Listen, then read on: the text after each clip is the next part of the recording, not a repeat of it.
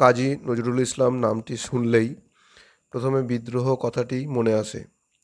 তার বিদ্রোহ ছিল সমাজের অজ্ঞতা, ধর্মীয় বিভেদ ও সর্বোপরি ঔপনিবেশিক শাসন ও অত্যাচারের বিরুদ্ধে।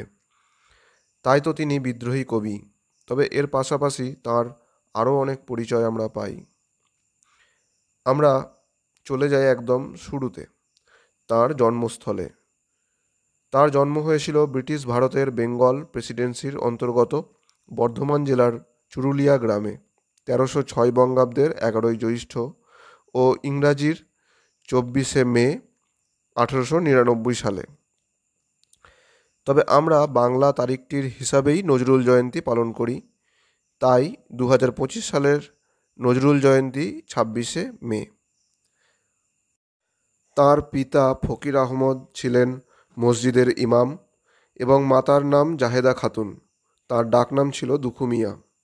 আর এই নামটি তার জীবনের সঙ্গে যেন সমার্থক হয়ে যায়। মাত্র 9 বছর বয়সে কবি তার পিতাকে হারান। উপার্জনের জন্য পড়াশোনা ছেড়ে হাজি পালোয়ানের কবরের সেবক ও মসজিদের আজানদাতা হিসাবে কাজ করতে থাকেন। তিনি যে মক্তবে পড়াশোনা করতেন সেই মক্তবেই শিক্ষকতা শুরু করেন। তবে এই কাজে তার মন টেকেনি বেশি দিন। লোকশিল্পের প্রতি আকৃষ্ট হয়ে লেটো দলে যোগ দেন। সেই দলে তিনি ছিলেন একাধারে পালাগান রচয়িতা ও অভিনেতা। এই সময় থেকেই তিনি বাংলা ও সংস্কৃত সাহিত্যে অধ্যয়ন শুরু করেন, যার মধ্যে ছিল হিন্দু ধর্মগ্রন্থ অর্থাৎ পুরাণ সমূহ।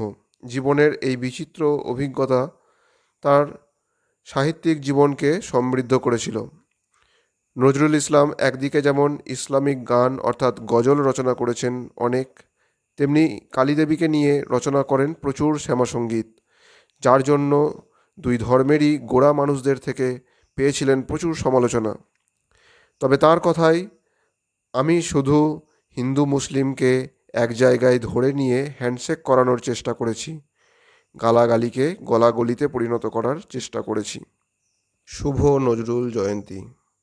নজরুল জয়ন্তীর এই দিনে তার আদর্শ ও সৃষ্টি আমাদের মনে গেঁথে থাকুক। তাই আমি বাঙালি বন্ধু তার জীবনের নানান ঘটনা নিয়ে ছোট ছোট এইরকম ভিডিও আনতে চলেছি পুরো সপ্তাহ জুড়ে। এভাবেই বাঙালি বন্ধু জানাতে চাই কবির প্রতি গভীর শ্রদ্ধা ও ভালোবাসা।